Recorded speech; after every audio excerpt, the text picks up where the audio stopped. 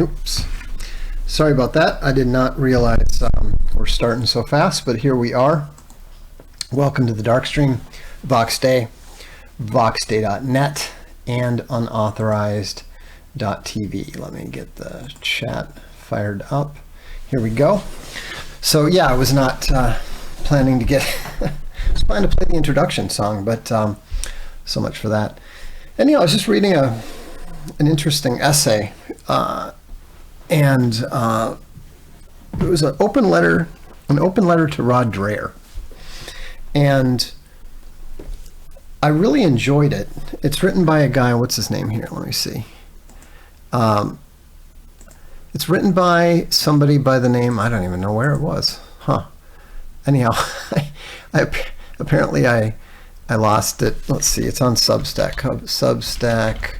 Open letter. Oh, here we go. How Conservatism Died. It's written, it's Letters from Fiddler's Green. It's by Dave Green. How Conservatism Died, an open letter to Rod Dreher. Sometimes one needs to be direct. Now, I think that this is an interesting essay. He spends way too much time, talking about Nick Fuentes, who is absolutely, utterly, and totally irrelevant, except in that he does represent the obvious symbol of the death of conservatism. And this is a very good thing. It is a very good thing that conservatism is dying. Look at the conservative parties around the world. In the US, it's the Republican Party. In Britain, it's the liberal conservative party. There's a party in Switzerland called the Conservative Democrats. There's a party in Germany, the Conservative Democratic, I think it's the CDC. In every single case, the only thing that the Conservative Party has done is to constantly prevent anyone from doing anything that will stop the global slide into the abyss of satanic globalism. All this stuff that they taught us was right because the danger is socialism, the danger is communism. Well, that wasn't the real danger. It was a danger. I am not saying that socialism is good. Socialism is economically retarded. It doesn't work. But conservatives have endorsed feminism. Conservatives have endorsed free trade. Conservatives endorsed outsourcing. They endorsed all the stuff that completely destroyed the world that we knew. The world that would have been a lot better for us, for our children, and for our grandchildren. I call it clown world, but we might as well have called it boomer world. That was the generation that got on board with all this stuff. It's not entirely their fault. I'm not saying that it is. For all that I criticize them and despise them, I am perfectly well aware that it is not entirely their fault. But not only did they not resist it, but they continue even now to get in the way of everyone that wants to do something positive, of everyone that wants to try to solve the situation, to help start digging us out of this hole that we collectively find ourselves in. Somebody posted an incredible statistic on Social Galactic today, and let's do this. Let's go to the inflation calculator and see what it shows us. So web page. Okay, let's see. Inflation. Well, I should probably look up what the URL is first. Inflation calculator. Okay. So this is the official inflation US inflation calculator. And supposedly it will let us see how bad the inflation has been. Okay, fine, we'll consent. Okay, so we'll put this in here. So 19, let's say 2020, 2025. Okay, so we have seen 25% inflation since 2020. That means that your dollars were 75 cents in the last 5 years. Let's look at when I graduated from university. Let's see how bad it is since then.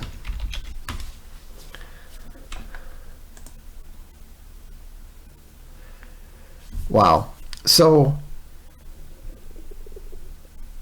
what was $1 is now $2.50.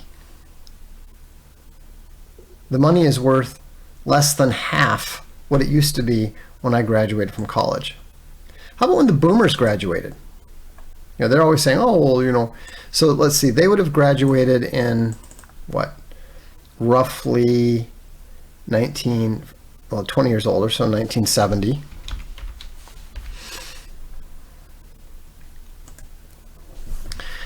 $737% inflation since then. So there's absolutely no way that their perspective has anything to do with the way that they think. Their whole perspective, their whole framework is wrong. And yet they don't get out of the way. And, you know, conservatism is not boomerism, but there is definitely a relation, and they both create the same problem of actively attempting to get in the way. Okay? They're not, I mean, why are they so obsessed with Nick Fuentes? Why is Owen banned from everything? I got banned from Facebook today. I literally got this message. I mean, it was comical. Let me bring it up here. So, let's see. voxday.net. Check this out. This is absolutely comical. Your account has been permanently disabled. Hi, Vox. You can't use Facebook because your account or activity on it didn't follow our community standards. More than 180 days have passed since your account was disabled, so you can no longer request a review. Learn more about why we disable accounts by visiting the community standards. Thanks, the Facebook team.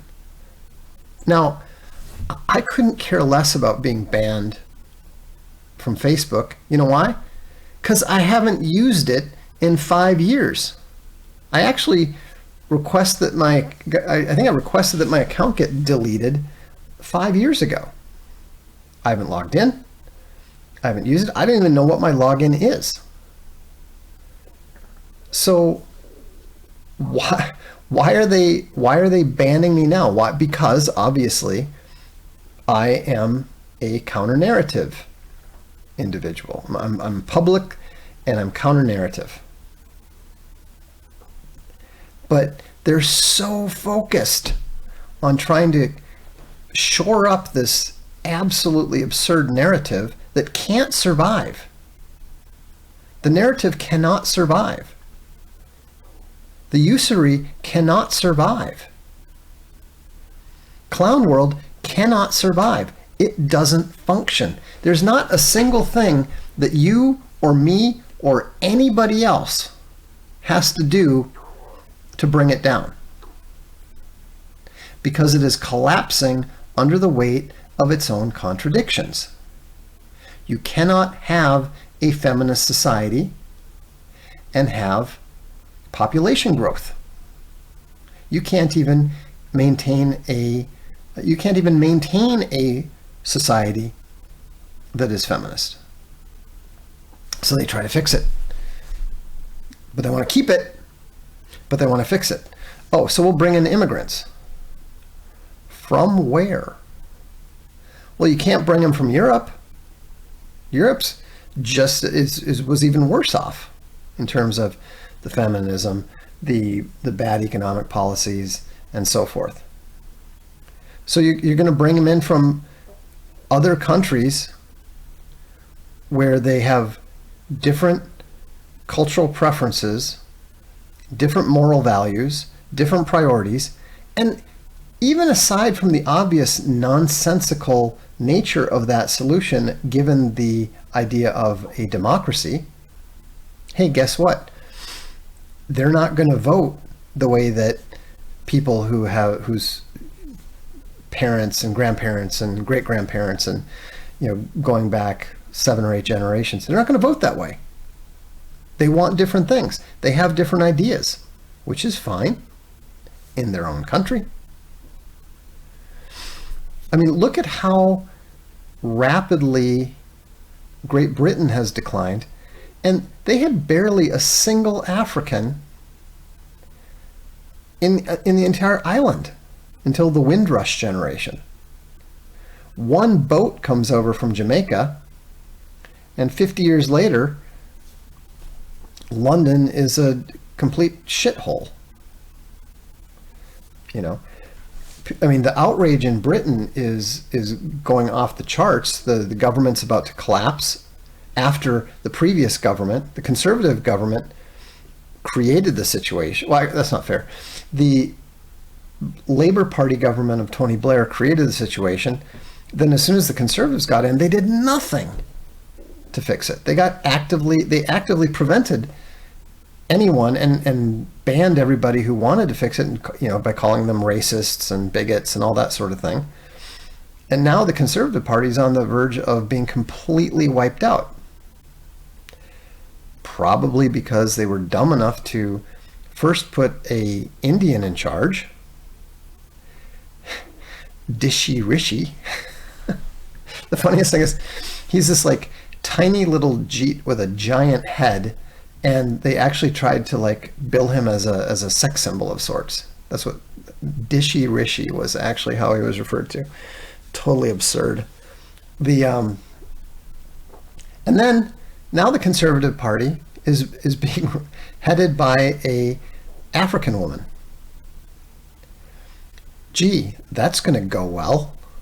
That's why reform, even though reform is obliterating both the Conservatives and the Tories.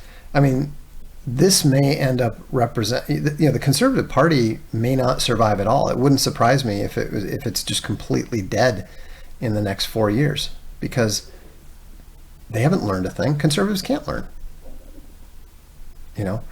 All they do is move the goalposts and try to stay relevant to the party to the left of them and protect the narrative. It's useless. Absolutely useless. So, anyhow, I understand it's a little bit difficult sometimes for those of you who identified yourself as conservatives. I never really did. I don't know why. I must have had some instinct. I mean, I was actively involved in the Young Republicans for about 2 years during the summer. I was never involved in the official group or on the college campuses or anything like that. But there was always something that seemed off about it.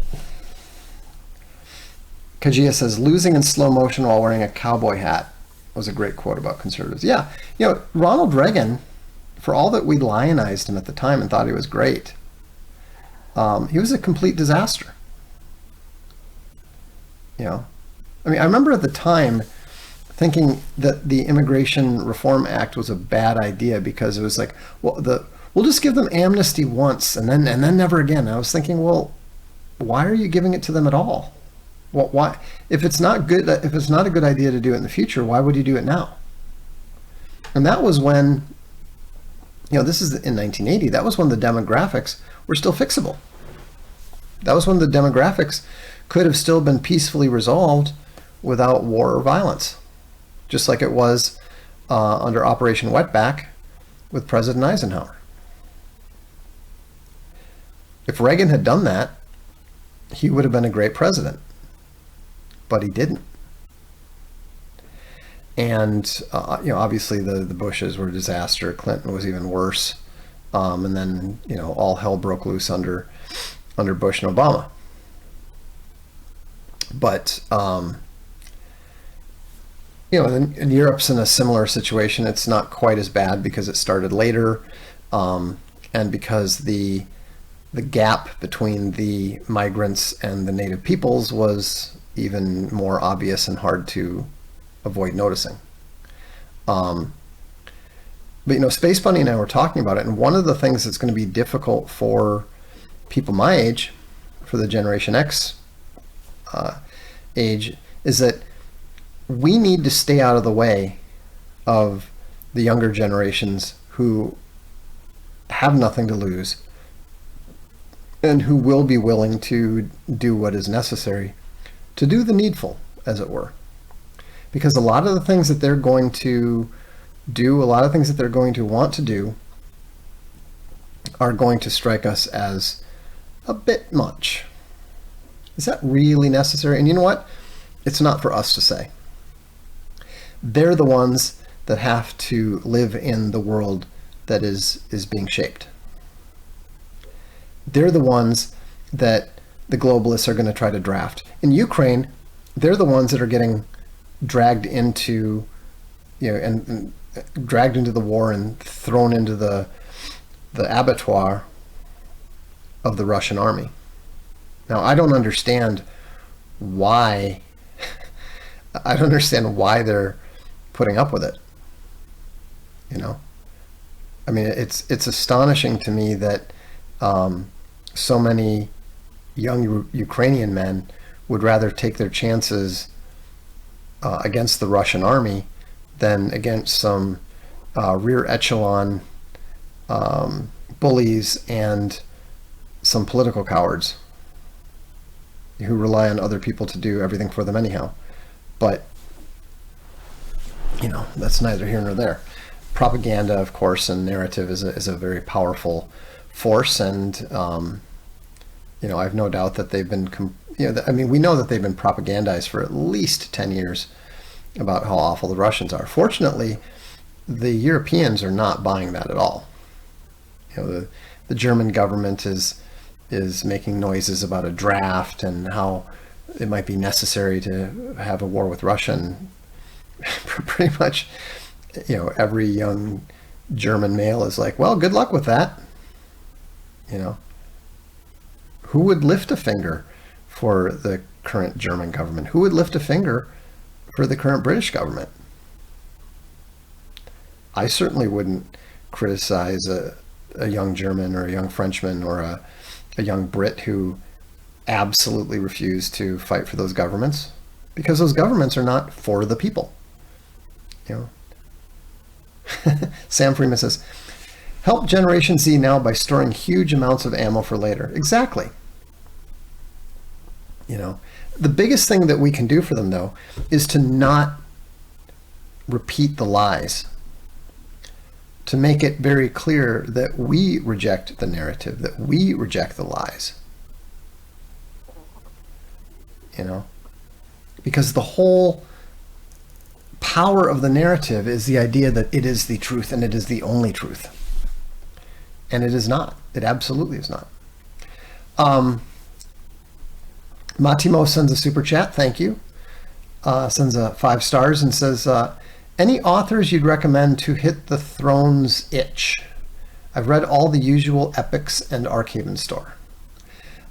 Yeah, I would say give, Eiji Yoshigawa a try. I'm just finishing up the 3rd of his epic novels, which I was recommended to read by a friend. You've probably heard of Musashi of the Five Rings. Back in 1935, this Japanese author wrote a serial. It's very long. It's like 900 pages or even 1,200 pages. Let me get the name here so I can get it correctly. So it's Eiji Yoshikawa, And the three epics are Musashi, Taiko, and the Heike story. Heike is spelled Heike. They're all very different, but they're all really good. And it's not fantasy, but being Japanese, the mindsets are so alien that I think that you'll find it. They'll hold your interest. You have to worry about that. Even if sometimes the motivations are peculiar in the extreme. So that's what I would take a look at. I can show you a couple things, or one thing here. It's already on the blog, so I guess there's no need. But we're going to be announcing the sale soon, and as you can see, we just finished The Tragedy of the Tribune, which is the A Throne of Bones comic. And so you've probably seen some of it on Arctoons if you've been there. But we finally got this out, and we'll be putting it on sale along with the Thanksgiving sale. So excited to finally get this one out. I've actually just ordered my copy today, so I can review it and make sure that it's good enough to send to the warehouse. But looking forward to that. And there's a lot of I think 2026 is going to be an absolutely amazing year for the community, and I also think it's going to be a very interesting year in many ways in the world. The war in Ukraine is probably coming to an end relatively soon. It's the mainstream media is already signaling they're withdrawing support for the Kiev regime. There have been reports that some officials have already requested amnesty in the United States. Several have already fled who are being investigated for corruption because they stole millions of dollars that were being sent over for aid. They've already fled to Israel, and so time is clearly running out. The only real question is, are the European governments, the EU, going to be able to sustain itself by starting a war with Russia? The US doesn't appear to have any interest in doing that, nor should they. The US can't afford any more war with Russia because things are heating up over in Asia, and the US is already in a position where they can't win a war with China. But at this point, they might not even be able to put up a token resistance because of the degradation of the US capabilities due to the war with Russia. Nibmeister says 50-50 that Europe doubles down. I think Europe's going to try to double down, but how is Britain going to double down when the government collapses? Starmer is already, Starmer might not be in power tomorrow. There's a major uprising within the Labour Party, and so Starmer is not going to survive long. Labour's not likely to survive long. Nels Farage has absolutely, he's a bit of a gatekeeper himself, I assume, but certainly he's very politically correct on race, and he's not great on immigration, and he's read out a few extremists from Reform, all of which are negative indicators. But he also definitely does not have any interest in fighting a war with Russia. Neither do all of the alternative parties that are rising across Europe. And so they might try, but Ursula von der Leyen and Chancellor Merz have no divisions. They have no army. And so, the idea appears to be to use the Polish army and some French commandos and maybe some Baltics, and send them in as a force, get them wiped out by Russia, and then scream for U.S. help. That's not going to work. I understand why they might think it would, because it worked back in 2022 to a certain extent, but it's not going to work at all now. And the U.S. just can't afford it. And I don't mean, yeah, it can't afford it financially, but it really can't afford it in terms of its equipment. It just doesn't have the ability. So anyhow, that's pretty much all I have for tonight, but I was inspired by that article, The Death of Conservatism, and just out of curiosity, I actually transformed it into, let's call it, I guess technically it's a song, but let's call it a more of a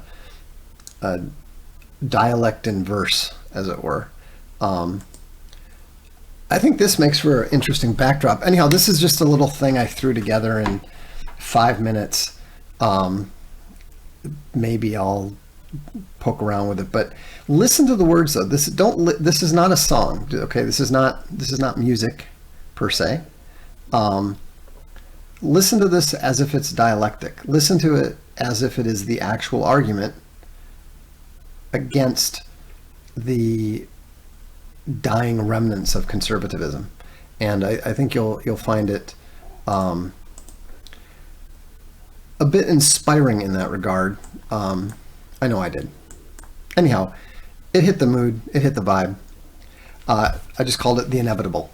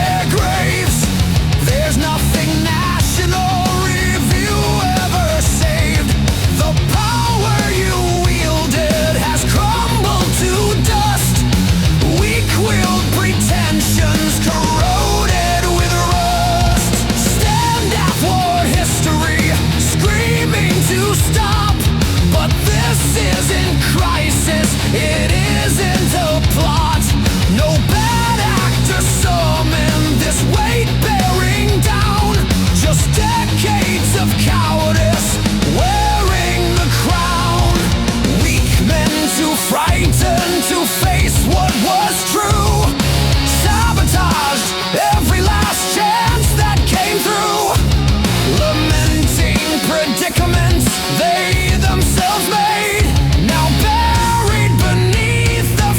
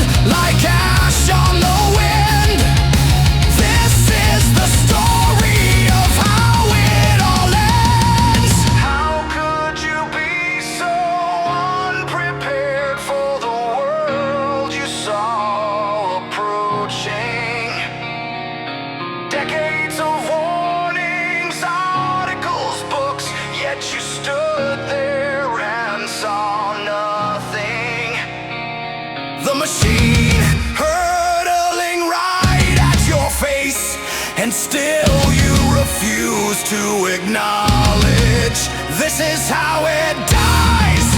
This is how it ends. The inevitable is written in soil and in blood. The train is coming, iron on the tracks.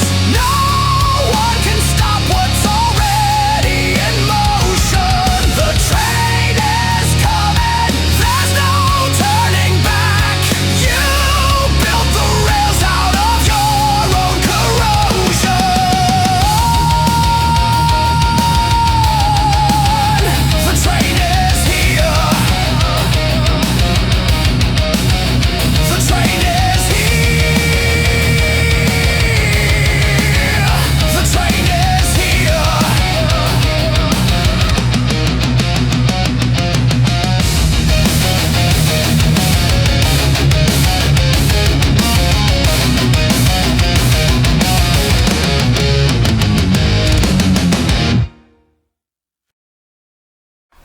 So that was let's call it a musical essay. It's not really a song, but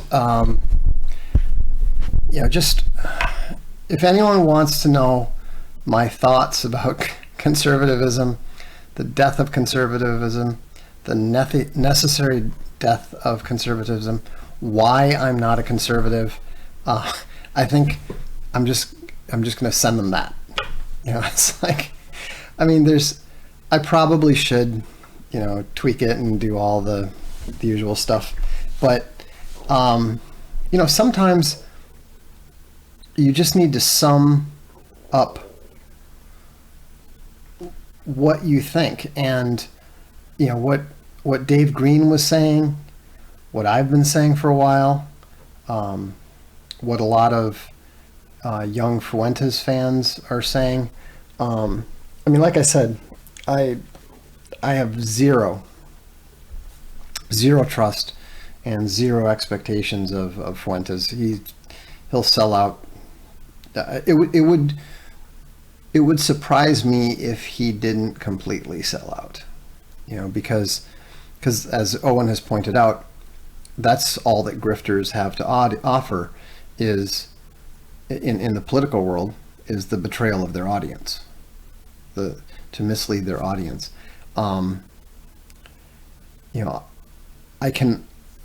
Obviously I have occasionally led people following me into problems and challenges, and I think in the case of Rebels Run, we can even say catastrophe. But I've never betrayed any of you.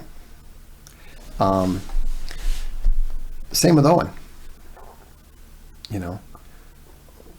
Because our souls are not for sale. And Sam Freeman says, nobody who runs his mouth like Fuentes is to be trusted. Well, the biggest thing is what the person says true or not.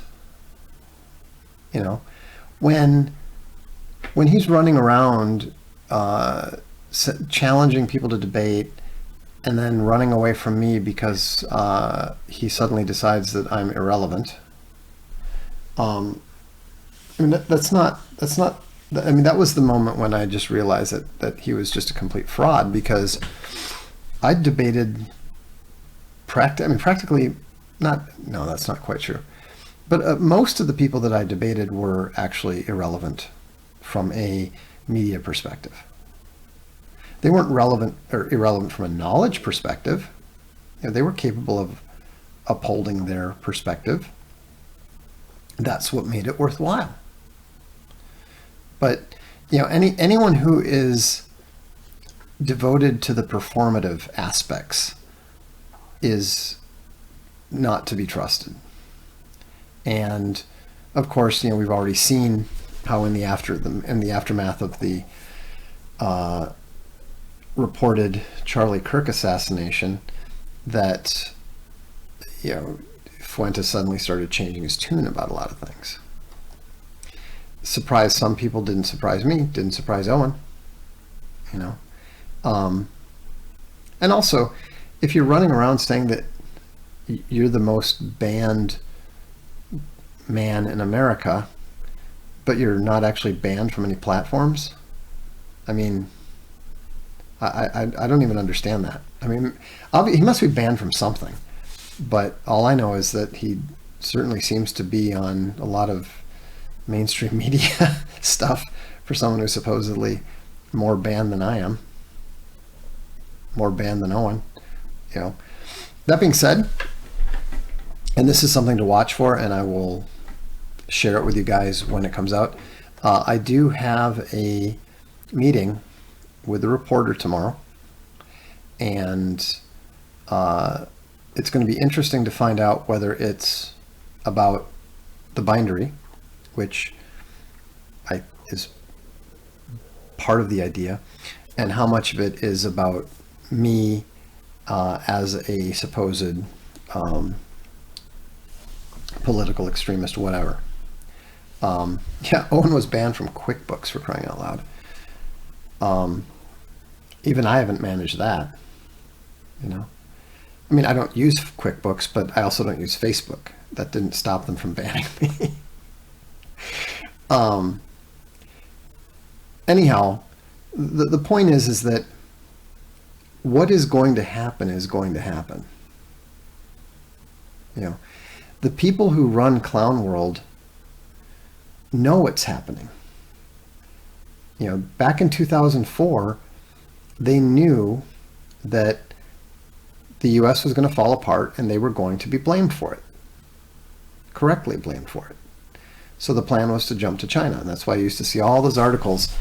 You know, the guy who called himself Spengler, David Goldberg, I used to read his articles in the Asia Times, and he regularly wrote articles about how much the Chinese people admired the Jewish people, and how much China had in common with Israel. All that ended after Xi Jinping took power, and then suddenly, you know, Xi Jinping was the new Hitler, and the Chinese Communist Party were the new Nazis, etc., etc. Now, if Roseanne Barr is to be believed, and I suspect she probably should be because we've already seen plenty of other signs, but apparently the jump to India is on. So that should be interesting because, I don't know, India has managed to digest pretty much all of its previous conquerors. So I very much hope to live long enough to see how that whole thing plays out over time. I mean, that's potentially fascinating, and I kind of regret that we're not allowed to talk about these things in the mainstream because it's such an intrinsically fascinating topic. But you know, you'll never see Shapiro or you know, Mark Levine or any of those folks talking about it, even though I'm sure they're talking about it quite a bit. Like you can just see them going, wait, we got to go to Bombay now? What the hell? You know? Dan in Alabama says, how are they going to make India any worse? You got me. But you know, India's a big country. I mean, they could practically have their own pale there like they did in Russia, I suppose. Or, you know, New York City. But yeah, it's going to be really fascinating to see how everything plays out. And you know, we do live in fascinating times. I mean, I think it's a real privilege that we get to watch these historical events and see how these historical events play out. But you know, I don't believe anybody's driving that truck. You know, history does have a impetus of its own, and you know, suboptimal short-term actions always have consequences, usually undesirable ones that nobody really necessarily expected. It's very common to just think, well, tomorrow will take care of tomorrow. Look at the boomers. That's fundamentally their attitude. And frankly, if their life expectancy had remained as short as their predecessors or their grandparents, then they never would have seen it. They would have already mostly been departed. So anyhow, that's all I've got for tonight, but thanks for tuning in. Appreciate it. We'll have Archaven Nights tomorrow. So John had a big scoop about Star Trek. So if you care at all about Star Trek, I would highly recommend popping over to Fandom Pulse and checking out what's going on there. I can't tell you what it is because it's Star Trek and I don't care. But I understand that there are people who do. So Pillow Vendor says they need bodies to hyper-financialize the system. Well, that's correct. And India has an awful lot of bodies. So who knows? Perhaps the latter half of the 21st century will be the Indian century. They certainly have taken over plenty of the U.S. Management, the management of many U.S. corporations. So who's to say? Anyhow, thanks for tuning in. I'm Vox Day, and this is the Darkstream.